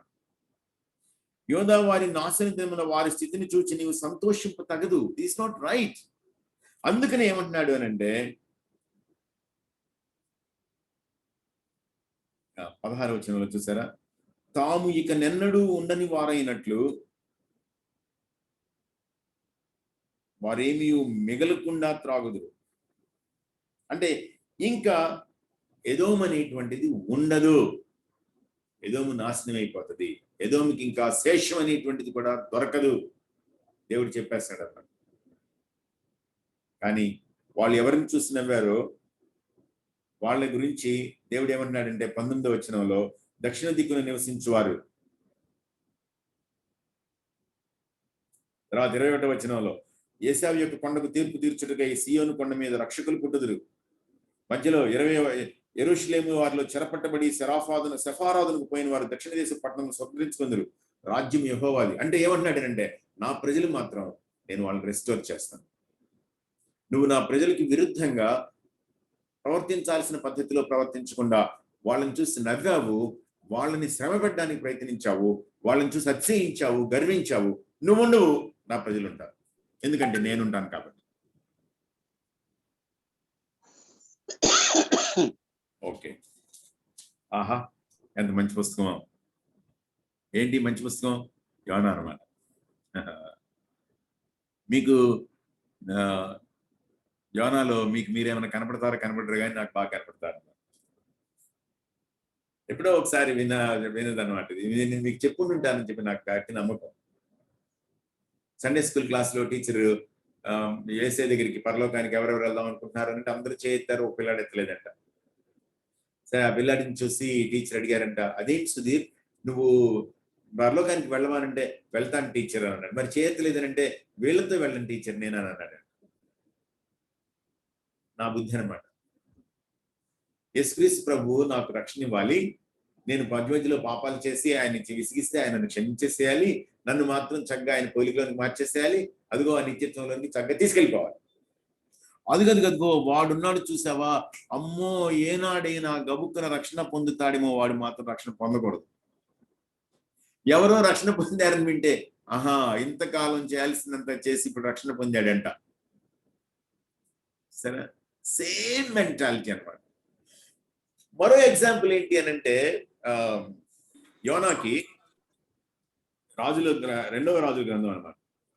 రెండవ రాజుల గ్రంథంలో ఒక మంచి స్టోరీ అనమాట. 14వ అధ్యాయంలో ఈయనకున్న ఎక్స్పీరియన్స్ మనం ఏం చేస్తాం. 14వ అధ్యాయంలో 25వ వచనంలో అనమాట, యోనాను ప్రవక్త ద్వారా ఇశ్రాయేలీయుల దేవుడు యెహోవా సెలవిచ్చిన మాట చొప్పున యెరొబాము హమాతునకు పోవు మార్గము మొదలుకొని మైదానపు సముద్రం వరకు ఇశ్రాయేలు వారి సరిహద్దును మరలా స్వాధీనము చేసుకొనెను. ఆహా, అంటే యోనా వచ్చి రాజుగారికి చెప్పాడు అనమాట, మీరు యుద్ధానికి వెళ్ళండి రాజుగారు, ఏం పర్లేదు, దేవుడు మీ సరిహద్దుల్ని మీ స్వాధీనం చేస్తాడు, మీ సరిహద్దులు విశాలం అవుతాయి అని చెప్పాడు అన్నమాట. చేతే రాజుగారు యుద్ధానికి వెళ్ళారు, చాలా చక్కగా గెలిచేశారు. పాపులర్ మెసేజ్, అబ్బా మన యోనా చెప్పాడంట్రా అందరూ అనుకుంటారు న్యాచురల్ గా, కానీ నిజమే, పాపులర్ మెసేజ్. ఇప్పుడేమన్నాడు, అరే అబ్బాయి నువ్వు నీనివేకి వెళ్ళి వాళ్ళకి దుర్గతి కలుగుతుందని ప్రకటించానన్నాడు అనమాట. అమ్మా, అష్షూరీయులు రేపో మాపో మా మీదకి వస్తారని చెప్పి మేము భయపడతా ఉంటే వెళ్ళి వాళ్ళకి, అరే మీరు బాగుపడండిరా, మీరు మారు మనసు పొందండిరా అని చెప్పాలా నేను? ఎవరైనా బాగుపడొచ్చేమో కానీ నా శత్రువులు మాత్రం రక్షణ పొందడానికి వీల్లేదు. ఎవరికైనా సువార్త వెళ్ళొచ్చేమో కానీ అదిగదిగో వాళ్ళకి మాత్రం వాళ్ళు సువార్త వినకూడదు, విన్నా సరే హృదయాలు మందమైపోవాలి, వాళ్ళు కొవ్వి ఉండాలి, వాళ్ళు ఎట్టి పరిస్థితుల్లోనూ వాళ్ళ చెవుల్ని దేవుని వైపు తిప్పకూడదు. లేకపోతే అమ్మో దేవుడిచ్చేటువంటి బ్లెస్సింగ్స్ అన్ని అనుభవించేస్తాడా బాబోయ్, ఎంత బాధ అనమాట, ఎంత కష్టమో. పుస్తకం యావత్తు ఇశ్రాయేలీల గురించి కాకుండా ఇశ్రాయేలీలకి శత్రువు అయినటువంటి అన్య జనం గురించి అనమాట, నీనివే గురించి అనమాట. బహుశా మనం కూడా ఇట్లానే ఉంటున్నావా? ప్రజల్ని కేటగరైజ్ చేయడం అనమాట. ఫలాని వాళ్ళకి మేలు జరగాలి, ఫలాని వాళ్ళకి మేలు జరగకూడదు. ఇటు చచ్చిపోతే బాగుంది అసలు, సువార్త వాళ్ళ వరకు వెళ్ళకపోతే బాగుంది అసలు, వీళ్ళని దేవుడు ఏం చేస్తాడో గాని. నేను ఎప్పుడో ఒకసారి ఇట్లాగే వీళ్ళని దేవుడు ఏం చేస్తాడో గాని అనుకుంటా ఉంటే నాకు లోపల నుంచి గుర్తొస్తుంది అనమాట, సేమ్ థింగ్స్ నేను చేశాను అని చెప్పాను. చట్టుకున్నారు చేస్తున్నాను, ఎందుకంటే గబుక్కున వాళ్ళ మీదకి అది రావాలి అంటే దేవుడు నా వైపుకి తిరిగి మరి నిన్నేం చేయను అని అంటే నేనేం చేయాలి? ఎంత దొంగ బుద్ధి చూశారు అసలు. చిత్రం ఏంటి అని అంటే, ఎందుకు వెళ్ళనని అన్నాడు తెలుసా? ఎందుకు వెళ్ళనన్నాడు తెలుసా? 4వ అధ్యాయం మొదట్లోనమాట. యోనా దాన్ని చూచి బహు చింతాక్రాంతుడై కోపగించుకుని, కోపం వచ్చిందంటే దేవుడి మీద, బాధపడిపోతున్నాడు అనమాట. అమ్మమ్మ వీళ్ళు బాగుపడిపోయారు, ఆయన దేవుడి వీళ్ళని ఒక్క దెబ్బకి పట్టణం సామ్రాజ్యం గాలిలో కలిసిపోతే ఎంత బాగుండేది, అగ్నిగంధకాలు కురిసి మండిపోతే ఎంత బాగుండేది అనుకున్నాను, కాలేదు. చూసావా, ఇలా జరుగుద్దని నాకు తెలుసయ్యా నీ సంగతి. దేవుడితో అంటున్నాడు అనమాట, నువ్వు ఇట్లాంటివే, నీ సంగతి నాకు బాగా తెలుసు, నీవు కటాక్షమును జాలియును బహుశాంతమును అత్యంత కృపయోగల దేవుడు వై ఉండి పశ్చాత్తాపడి కీడు చేయక మానుదు అని నేను తెలుసుకొని ముందుగానే తర్షీషును పారిపోయాను. నాకు తెలుసు నీ సిస్టమ్ నాకు తెలుసు, నాకు అర్థమైపోయావు, అందుకే నేను అటు వెళ్ళాను. నాకు తెలుసు నువ్వు ఇట్లాగే చేస్తావు, బలవంతంగా తీసుకుని వచ్చి చేపిస్తావా మళ్ళీ ఇప్పుడు? మన డాక్టరీన్ బాగుంటది, కానీ ఆ డాక్టరీన్ దేవుడికి మనం బాగుండం. ఆయన అలాంటోడు కాబట్టి నేను ఇలానే ఉంటాను. మనకి డాక్టరీన్ బాగా తెలుసు, ఏంటో దేవుడు నా పట్ల ఇట్లా చేశాడు. మనం వేసేటువంటి నిష్ఠూరాలు దేవుడి మీద దెప్పి పొడుస్తాం అన్నమాట. అంటే డాక్టరీన్ ఉంది కానీ ఒబీడియన్స్ మాత్రం లేదు. పుస్తకంలో తుఫాను అంటే పెద్ద గాలి, తుఫాను దేవుడి మాట వింది, వాళ్ళు వేసిన చీట్లు దేవుడి మాట విన్నాయి, నావికులు దేవుడి మాట విన్నారు, చేప దేవుడి మాట వింది, నీనివే పట్టణం ప్రజలందరూ దేవుడి మాట విన్నారు, సొరచెట్టు దేవుడి మాట వింది, పురుగు దేవుడి మాట వింది, తూర్పు గాలి దేవుడి మాట వింది. ఇంత చేసి వినంది ఎవరయ్యా అంటే వీటన్నింటిలోనూ మన సహోదరుడు అన్నమాట. This is our life.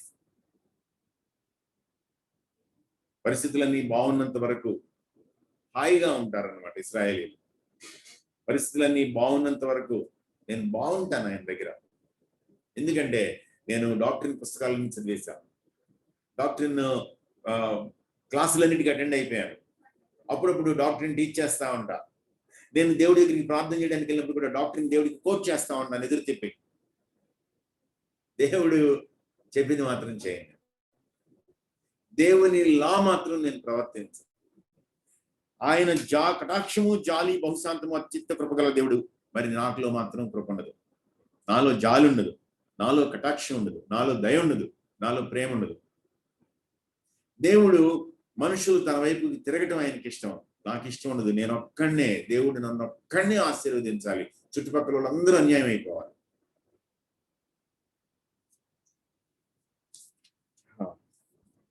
మీ కాలోకి తీసుకుని వెళ్తున్నాను నేను మిమ్మల్ని. Running against time, still we will close today. 3వ అధ్యాయం 8వ వచనంలో మీ కాలింగ్ అనమాట. ఏంటి తన కాలింగ్?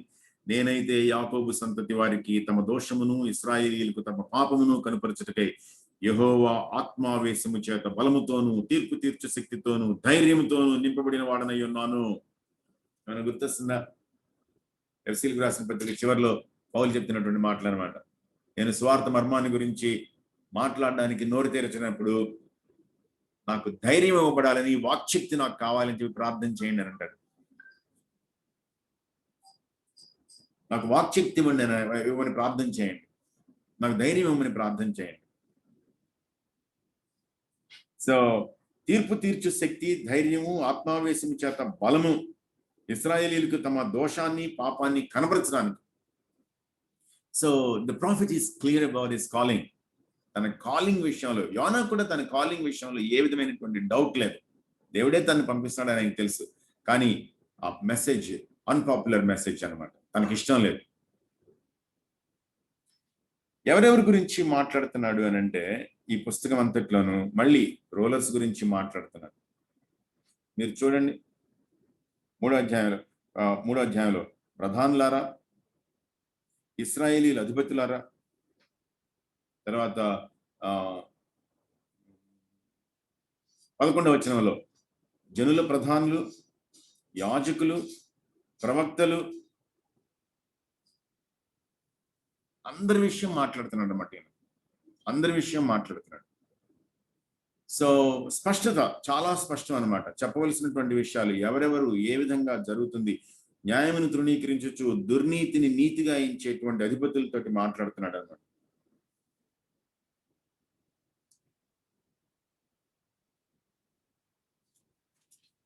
ఓకే,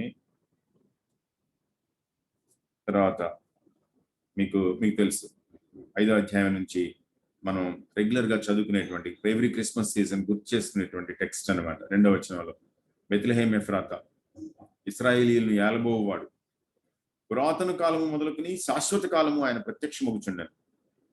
4వ వచనంలో తన మందను మేపును. తర్వాత 3వ వచనంలో చూసారా, ఆయన సహోదరులలో శేషించిన వారును ఇశ్రాయేలీయులతో కూడా తిరిగి వద్దరు.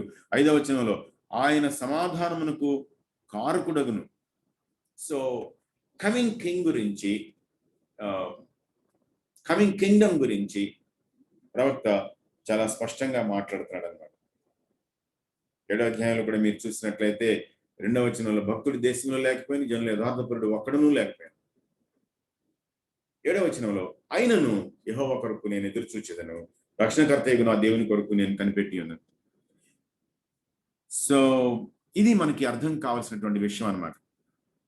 మీరు గమనించినట్లయితే 18వ వచనంలో తన స్వాస్థ్యములో శేషించిన వారి దోషమును పరిహరించి వారు చేసిన అతిక్రమముల విషయమై వారిని క్షమించు దేవుడవైన నీతో సముడైన దేవుడు ఉన్నాడా అంటే, హూ ఈజ్ లైక్ యెహోవా. మికా అనేటువంటి మాటకి ఒరిజినల్ వర్డ్ అనమాట. మికాయాహు అనే మాటకి మీనింగ్ అదనమాట. హూ ఈజ్ లైక్ యెహోవా, యెహోవా వంటి దేవుడు, యెహోవాతో సముడైనటువంటి వాడు ఎవరైనా ఉన్నారా? అందుకని ఏమంటున్నామనంటే, తన ప్రజలతో తన రిలేషన్ గురించి ఈ పుస్తకాలు, ఆ ప్రజలు ఆ దేవుని పట్ల బ్రతికినటువంటి తీరు, ఆ ప్రజల్ని ఆయన జడ్జి చేసినటువంటి విధానం, తిరిగి ఆ ప్రజల్ని ఆయన రెస్టోర్ చేసేటువంటి విధానం, దీనంతట్లోనూ దేవుని యొక్క గొప్పదనం, దేవుని గుణాతిశయాలన్నమాట. నహూము మరో చిన్న పుస్తకం అనమాట. నహూము గురించి మనం ఆలోచించినట్లయితే, నీనివే పట్టణం గురించి డైరెక్ట్ గా మాట్లాడమే ఏంటంటే, నీనివేను గురించిన దేవోక్తి, ఎల్కోషువాడుకు నహూమును కలిగిన దర్శనం వివరించు గ్రంథం. సో యోనా ద్వారా ఆయన కబురు పెట్టాడు, వాళ్ళు రిపెంట్ అయ్యారు, తమ వస్త్రాలను చింపుకున్నారు, బూడిద పోసుకున్నారు. ఆయన వాళ్ళ మీద జాలిపడి చేస్తానని చెప్పినటువంటి కీడు చేయకుండా వాళ్ళని విడిచిపెట్టాడు. అయితే ఎక్కువ కాలం ఉండలేకపోయారు వాళ్ళు. నహూము కాలం వచ్చేటప్పటికి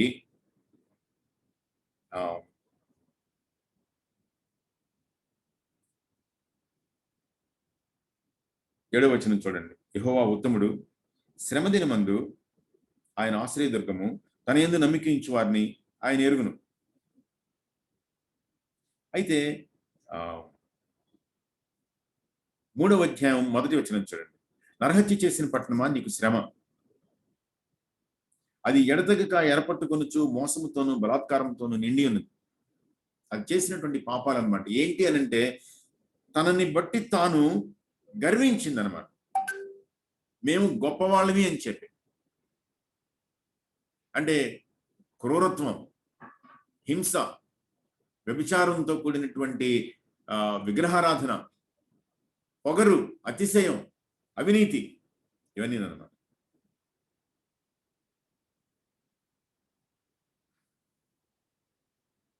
మీరు 19వ వచనంలో చూసినట్లయితే అషూర్ రాజుని డైరెక్ట్ గా అడ్రస్ చేస్తూ 19వ వచనంలో, నీకు తగిలిన దెబ్బ బహు చెడ్డది, నీ గాయమునకు చికిత్స ఎవడును చేయజాలదు. ఏం జరిగింది? అషూరు సామ్రాజ్యం పతనమైపోయింది. ఎవరి ద్వారా పతనమైంది అనంటే ఈ బబులోను వారి ద్వారా, కల్దీయుల ద్వారా పతనం అయిపోయింది. ఇంకా ఎవరు కూడా మళ్ళీ అషూరు సామ్రాజ్యం అనేటువంటిది ఒకటి ఉంది అని దాఖలాలు లేని పద్ధతిలో పూర్తిగా లయమైపోయింది, నాశనం అయిపోయింది. అయితే మనకు మళ్ళీ అర్థం కావాల్సింది ఏంటంటే, నీనివే నాశనం అయిపోవచ్చేమో కానీ యోధాని మాత్రం దేవుడు రెస్టోర్ చేస్తానంటాడు అన్నమాట. నేను నిన్ను రెస్టోర్ చేస్తాను.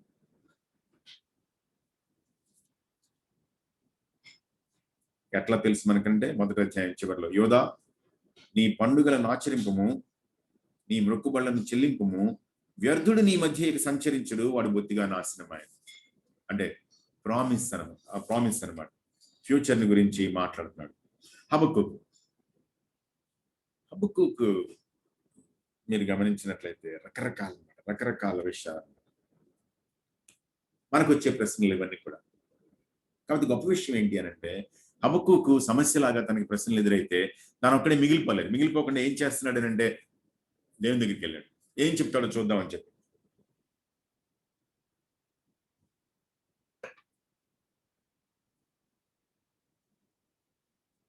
2వ వచనం అనమాట 1వ అధ్యాయంలో, నేను మొరపెట్టినను నీవెన్నాళ్ళు ఆలకింపకుందు, బలాత్కారము జరుగుతున్నదని నేను నీకు మొరపెట్టినను నువ్వు రక్షింపకి ఉన్నావు, నన్నెందుకు దోషం చూడనిచ్చున్నావు, బాధ నీ వేళ ఊరకయ్యే చూచుచున్నావు. 6వ వచనంలో కల్దీయులు అంటే బబులోను రాబోతుంది అనేటువంటి విషయం అనమాట. టెర్రర్ అనమాట, గందరగోళం అయిపోబోతుంది అని చెప్పి.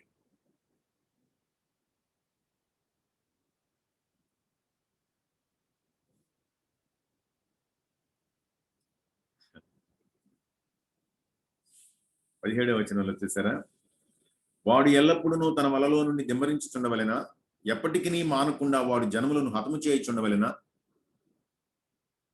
2వ వచనం 2వ అధ్యాయంలో అనమాట, ఆయన నాకు ఏమి సెలవిచ్చునో నా వాదం విషయమై నేనేమి చెప్పుదునో చూచుటకై నేను నా కావలి స్థలం మీదను గోపురం మీదను కనిపెట్టుకొని ఉందును వెళ్ళి కూర్చున్నాడు అనమాట. దేవుని అడిగాడు, దేవుడు ఏం చెప్తాడో చూద్దామని చెప్పి కూర్చున్నాడు. దేవుడు మంచి దేవుడా కాదా? దేవుడు చక్కగా చెప్పాడు. ఏమన్నాడు చూసారా, ఎవరెవరి గురించో నువ్వు మాట్లాడుతున్నావు కదా, మీరు గమనించండి 6వ వచనంలో, తనది కాని దానిని ఆక్రమించి అభివృద్ధి నిందిన వానికి శ్రమ, తాకట్టు సొమ్మును విస్తారముగా పట్టుకుని వానికి శ్రమ. 9వ వచనంలో, అన్యాయముగా లాభము సంపాదించుకుని వానికి శ్రమ. 12వ వచనంలో, నరహత్య చేయుట చేత పట్టణమును కట్టించే వారికి శ్రమ, దుష్టత్వము జరిగించుట చేత కోటను స్థాపించే వారికి శ్రమ. 15వ వచనంలో, ఘోరమైన ఉగ్రతని చూపించి మనుషుల్ని మత్తులుగా చేసే వారికి శ్రమ. తర్వాత 18, 19 వచనాల్లో అనమాట, విగ్రహాలను చేసుకునే వాళ్ళకి శ్రమ. 1 2 3 4 5 6 7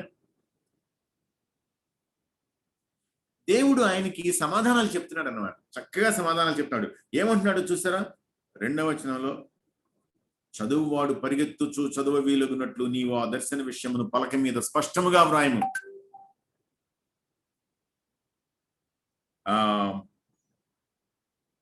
ఆ దర్శన విషయము నిర్ణయకాలమున జరుగును, సమాప్తమొకటికై ఆతురపడుచున్నది, అది తప్పక నెరవేరును. అది ఆలస్యముగా వచ్చినను దాని కొరకు కనిపెట్టుము, అది తప్పక జరుగును, జాగు చేయక వచ్చును. దేవుడు మాట్లాడుతున్నటువంటి మాటలు. దేవుడు ప్రవక్తకున్నటువంటి ఆ ఘర్షణని, సంఘర్షణని, ఆయనకున్నటువంటి బాధని, ఇబ్బందిని పక్కకి పెట్టడం లేదు. నేను చెప్పిన పని చేయాల్సిందే, నువ్వు మాట్లాడుకున్నా నువ్వు వెళ్ళిపో అని అంటం లేదు దేవుడు. దేవుడు చక్కగా ఆయనకి అర్థమయ్యేలా చెప్తున్నాడు అనమాట.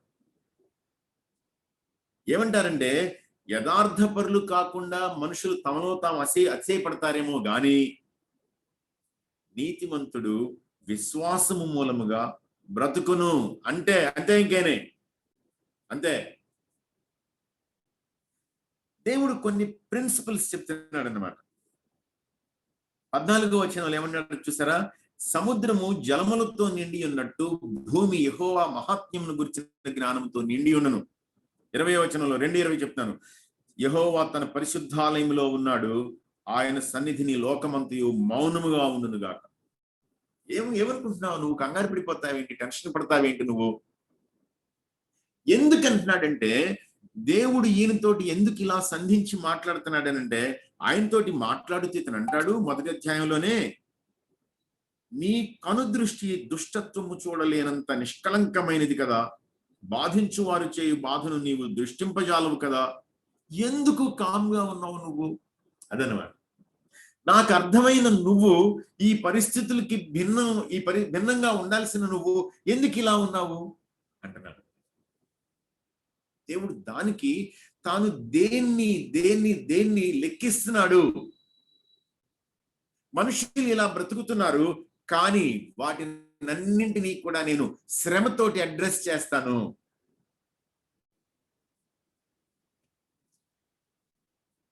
మూడో అధ్యాయంలోకి వచ్చేటప్పటికి కంగారు పడిపోయాడు ప్రవక్త. ఎందుకంట యెహోవా నిన్ను గూర్చిన వార్త విని నేను భయపడుచున్నాను. ఎందుకంట? 3వ వచనం చూడండి. దేవుడు తేమానులో నుండి బయలుదేరుచున్నాడు, పరిశుద్ధ దేవుడు పారానులో నుండి వేంచేయుచున్నాడు. 13వ వచనంలో అన్నమాట, నీ జనులను రక్షించుటకు నీవు బయలుదేరుచున్నావు. ఈయనకి అర్థమైపోయింది అనమాట. ఏమని అర్థమైందంటే, దేవుడు మౌనం కాదు, మనుషులు మౌనంగా ఉండాలి ఆయన దగ్గర. దేవుడు ఊరక కనిపెట్టేటువంటి రకం కాదు. దేవుడు దిగొచ్చే దేవుడు, ఇన్వాల్వ్ అయ్యే దేవుడు, ఇంటర్ఫీర్ అయ్యే దేవుడు. దేవుడు తన ప్రజల్ని జాగ్రత్తగా చూసుకునేటువంటి దేవుడు. అందుకని కంగారు పడ్డాడు అనమాట. అందుకే ఏమంటున్నాడు చూసారా? చివరికి వచ్చేటప్పటికి ఏమంటాడంటే 18వ వచనంలో, పరిస్థితులు ఎలా ఉన్నా సరే పర్వాలేదు, నేను యెహోవా యందు ఆనందించను, నా రక్షణకర్త అయిన నా దేవుని యందు నేను సంతోషించను. This is the lesson for us. ఏంటి అనంటే, మనకి ఏమైనా ఇబ్బందులు ఎదురైతే మనం ప్రభు దగ్గరికి వెళ్ళి మాట్లాడమనంటే మాట్లాడతాం. మాట్లాడిస్తాడు, మాట్లాడినవాడు ఆయన అంటే మాట్లాడిస్తాడు. ఏమి ఇబ్బంది లేదు. He allows us to converse with him. నేను కావాలని మాట వాడతాను. ఆయనతో సంభాషించడానికి ఆయన మనకి అవకాశం ఇస్తాడు. He engages our mind. He engages our anxieties. He engages our questions. He addresses them. He answers them. తన సమాధానం ఏంటో ఆయన మనకి స్పష్టంగా తెలియచేసేటువంటి దేవుడు. ప్రవక్తల్ని ఆయన ఎట్లా పడితే అట్లా వదిలేసేటువంటి దేవుడు కాదు. వాళ్ళకి స్పష్టతని, వాళ్ళు ఎందుకని ప్రకటించకుండా ఉండలేకపోయారు అని అంటే, ఆయన తానేంటో వాళ్ళకి స్పష్టమయ్యేలా చేశాడు కాబట్టి, లేకపోతే కుదరదు. జెఫన్యా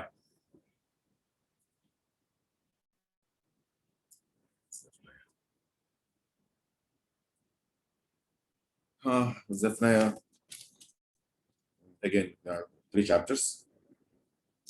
జెఫన్యాలో ఏముంది అని అంటే, మీరు గమనించినట్లయితే రాయల్ డిసెండెంట్ అన్నమాట. అంటే రాజ కుటుంబంలో పుట్టినటువంటి ఆయన అన్నమాట. యోధారాజుకు ఆమోను కుమారుడైన యోషియా దినములలో హిజ్కియాకు పుట్టిన అమర్యా కుమారుడుగు గెదల్యాకు జననమైన కూషి కుమారుడుగు జఫన్యా. 1 2 3 4 తనకి ముందు 4 జనరేషన్స్ గురించి మాట్లాడాడు. హిజ్కియా, అమర్యా, గెదల్యా, కూషి. ఈయన 5వ తరం ఆయన అన్నమాట, జఫన్యా. ఓకే, సో మళ్ళీ ఈ పుస్తకం అంతా దేని గురించి అని అంటే విగ్రహారాధన, దేవునికి వ్యతిరేకంగా బ్రతికేటువంటి బ్రతుకు అన్నమాట.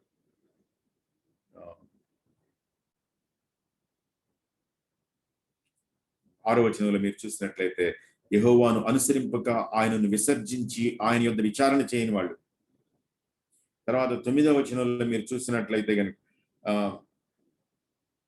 8వ వచనంలో అన్య దేశస్థుల వలె వస్త్రములు వేసుకునేవారు, యజమానుని ఇంటిని మోసముతోనూ బలాత్కారంతో నింపేటువంటి వాళ్ళు.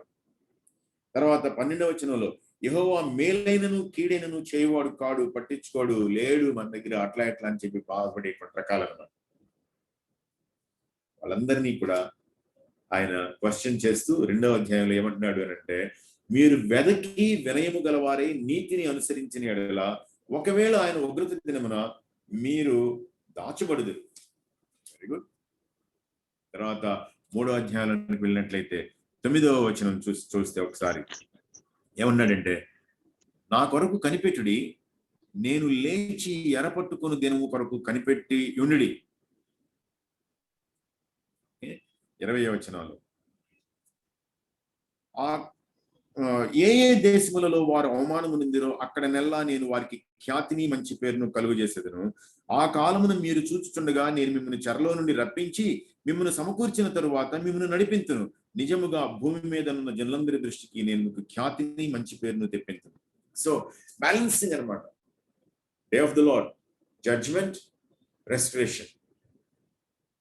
So prediction of suffering and promise అన్నమాట. ఎంత చిత్రమైనటువంటి విషయాలు. దేవుడు స్ట్రిక్ట్ వార్నింగ్ ఇస్తున్నాడు. మీరు ఈ పనులు చేస్తున్నారు, నేను వాటిని అబ్జర్వ్ చేశాను, వాటి నుండి మీరు బయటికి పడితే మంచిది మీకు, లేదంటే మీకు ఈ విధమైనటువంటి శ్రమ కలగబోతుంది, స్పష్టంగా చెప్పేస్తాడు అన్నమాట. ఓకే, హగ్గయి, ఈ హగ్గయి కానీ జకర్యా కానీ లేకుంటే మలాకి కానీ, ఈ 3 పుస్తకాలు చెర నుండి వెనక్కి వచ్చిన తర్వాత పుస్తకాలు అన్నమాట, 3 కూడా. సరే, వెనక్కి వచ్చిన తర్వాత మందిరాన్ని కట్టాల్సినటువంటి కాలం ఇది. మొదలు పెట్టారు, కానీ పని జరగలేదు. దాదాపుగా 14-16 సంవత్సరాల గ్యాప్ అన్నమాట. 2వ వచనంలో ఏమంటున్నారు, దానికి సమయం ఇంకా రాలేదు, యెహోవా మందిరాన్ని కట్టించడానికి సమయం ఇంకా రాలేదు అని చెప్పుకుంటున్నారంట. అప్పుడే కాదు, ఇంకొంచెం టైం ఉంది, ఇంకొంచెం టైం ఉంది, ఇంకొంచెం టైం ఉంది అనుకుంటున్నారంట. మీకు కొన్ని మాటలు చూపిస్తాను. 6వ వచనంలో మీ ప్రవర్తనను గురించి ఆలోచించుకోండి.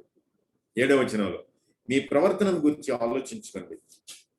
మీరు 2వ అధ్యాయంలోకి వెళ్ళినట్లయితే 15వ వచనంలో మీకు సంభవించిన దానిని ఆలోచన చేసుకునండి. తర్వాత 18వ వచనంలో మీరు ఆలోచించుకోండి. మళ్ళీ 18వ వచనం చివరిలో మీకు సంభవించిన దానిని ఆలోచించుకోండి. అంటే ఒకటేమంటున్నాడంటే మీ ప్రవర్తన గురించి ఆలోచించుకోండి. రెండేమంటున్నాడు అని అంటే మీకు ఏమి సంభవించిందో దాని గురించి ఆలోచించుకోండి. ఏం చేయాలి అని అంటే యు కన్సిడర్, మీరు ఆలోచించుకోవాలి. ఎందుకోసం? సమయం ఇంకా రాలేదని అంటున్నారా మీరు? అయితే 4వ వచనంలో 1-4 మందిరము పాడై ఉండగా మీరు సరంబి వేసిన ఇండ్లలో నివసించడానికి ఇది సమయమా? అంటే మందిరం కట్టడానికి ఏమో టైం రాలేదు, మీ ఇల్లు మాత్రం బాగా నిర్మించుకోవడానికి టైం వచ్చిందా మీకు? అంటే దేవుని పనిని పక్కన పెట్టేసి మీ పనులు మీరు బాగా చూసుకోవడానికి, మీ సుఖాన్ని మీరు జాగ్రత్తగా పట్టించుకోవడానికి ఇది టైం అంటారా మీరు?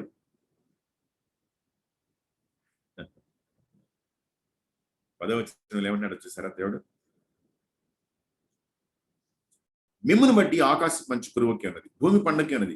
నేను భూమికి పర్వతములకు అనావృష్టి కలుగు చేసి ధాన్యం విషయంలోను ద్రాక్ష రసం విషయంలోను అన్ని రకరకాల విషయాల్లో నేను క్షామం పుట్టించాను.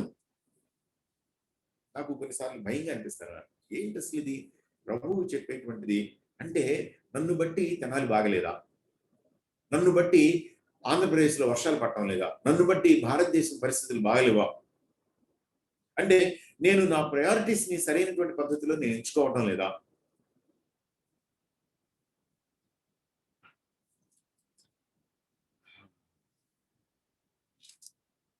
ఓకే, నేను ముందుకెళ్తున్నాను, జకర్యాలోకి వెళ్తున్నాను.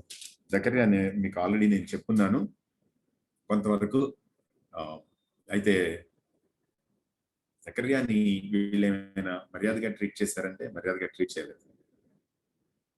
మీరు మత్తయి సువార్తలోకి వెళ్ళినట్లయితే మనం సింగిల్ సెంటెన్స్ బైబిల్ సర్వే అని అనుకున్నటువంటి యేసుక్రీస్తు ప్రభు యొక్క వాక్యాన్ని మనం గమనించినట్లయితే మొదటేమో హేబెల్ గురించి మాట్లాడాడు ప్రభు, ఆ తర్వాత ఏమో జకర్యా గురించి మాట్లాడాడు.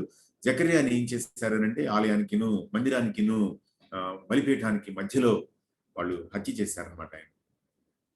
సో అంతకు ముందు జకర్యా పేరుతోటి ఇంకొక ఆయన్ని కూడా అలానే చేశారు, ఈయన్ని అలానే చేశారు అనేటువంటిది మనకి స్పష్టం అవుతా ఉంది. 2:14 ఒకసారి మనం గమనించినట్లయితే, ఐఎమ్ సారీ, 2లో అసలు 14 లేదు, ఒక నిమిషం. నేను అనుకున్నది యాక్చువల్గా కాదు, 12 వచనంలో ఏమనుందంటే చూడండి అక్కడ,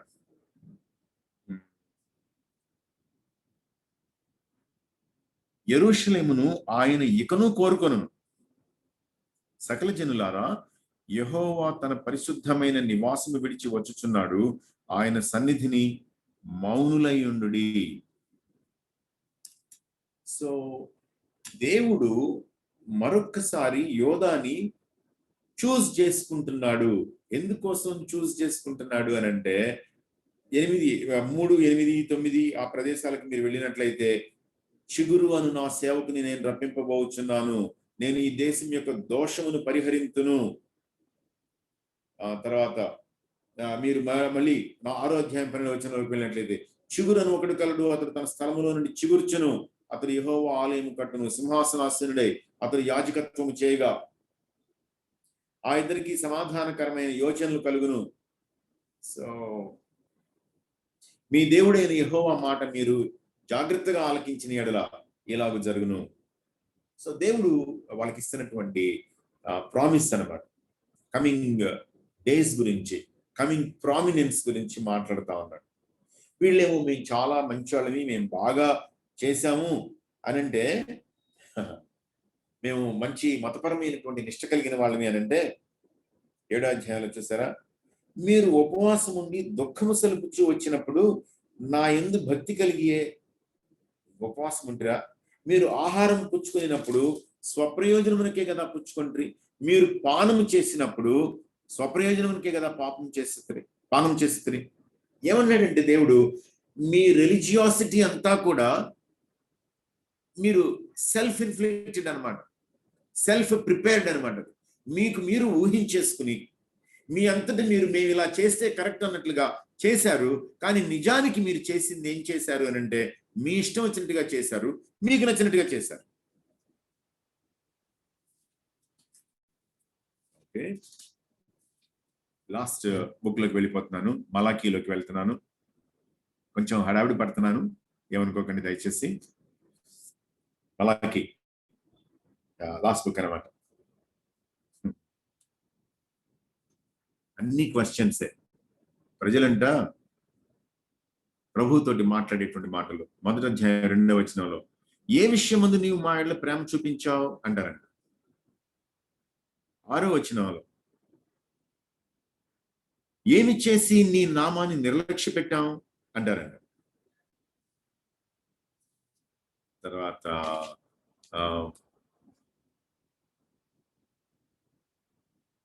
17వ వచనంలో, 2వ అధ్యాయం 17వ వచనంలో, దేని చేత ఆయన ఆయాస పెట్టాం అంటారంట. తర్వాత 3:7లో దేని విషయంలో తిరగాలి మేము అని అడుగుతారంట. 13వ వచనంలో నిన్ను గురించి ఏం చెప్పాం మేము అని అంటారు. మనం వేసే వేషాలు అన్నమాట ఇవన్నీ కూడా, మనం వేసే పనులు ఇవన్నీ. దేవుడు ఏమంటాడంటే, దేవుడు కూడా కొన్ని క్వశ్చన్స్ వేస్తాడు. నేను తండ్రిని అయితే నాకు రావాల్సిన ఘనత ఏమాయను, నేను యజమానుడినైతే నాకు భయపడు వాడు ఎక్కడున్నాడు? తర్వాత మనం గడగడ రాడాల్సినటువంటి వాక్యం అనమాట. ఏంటో తెలుసా? 8వ వచనంలో, గ్రుడ్డి దాన్ని తీసుకుని బలిగా అర్పించిన అది దోషము కాదా? 14వ వచనం చూసారా? తన మందలో మగది ఉండగా యెహోవాకు మొక్కుబడి చేసి చెడిపోయిన దానిని అర్పించు వంచకుడు శాపగ్రస్తుడు. మీరు ప్రభువు పట్ల కనబరుస్తూ ఉన్నటువంటి గౌరవము, మర్యాద అంతా కూడా మోసం. దాని వలన మీకు శాపం వస్తుంది, ప్రయోజనం లేదు. ఆయన మీరు గౌరవించటం వల్ల ఆయన మీరు నిర్లక్ష్యం చేస్తున్నారు. ఆయన మీ పట్ల ప్రేమ చూపిస్తే ప్రేమ లేదని మాట్లాడుతున్నారు.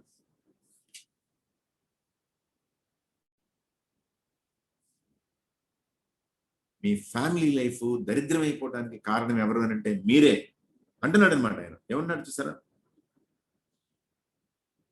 14వ వచనం 2వ వచనంలో, యవ్వన కాలం ముందు నీవు పెండ్లి చేసుకుని అన్యాయంగా విసర్జించిన నీ భార్య పక్షమున యెహోవా సాక్షి ఆయను. 16వ వచనం, భార్యను పరిత్యజించుట నాకు అసహ్యమైన క్రియ. చివరి లైను, మీ మనస్సులను కాచుకొనుడి, విశ్వాసఘాతుకులు కాకుడి. ఏం చేస్తాడంటే దేవుడు 13వ వచనంలో చెప్తున్నాడు, మీ నైవేద్యమును అంగీకరింపకయు తనకు అనుకూలము కాని అర్పణలను మీ చేత తీసుకొనకయో ఉన్నాడు. దేవుడు ఇస్తున్నటువంటి స్ట్రాంగ్ పనిష్మెంట్ అన్నమాట.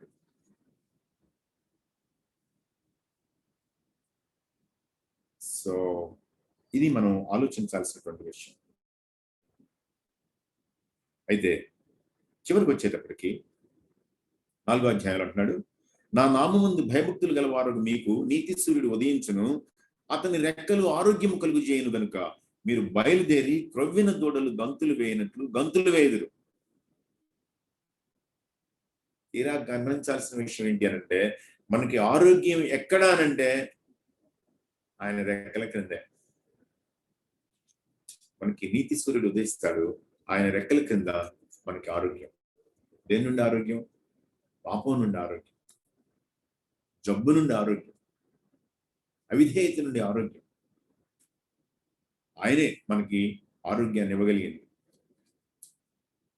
అప్పుడంటే మనం ప్రవీణ దోడులు గంతులు వేసినట్టుగా గంతులు వేస్తాను. ప్రార్థన చేసుకుందాం.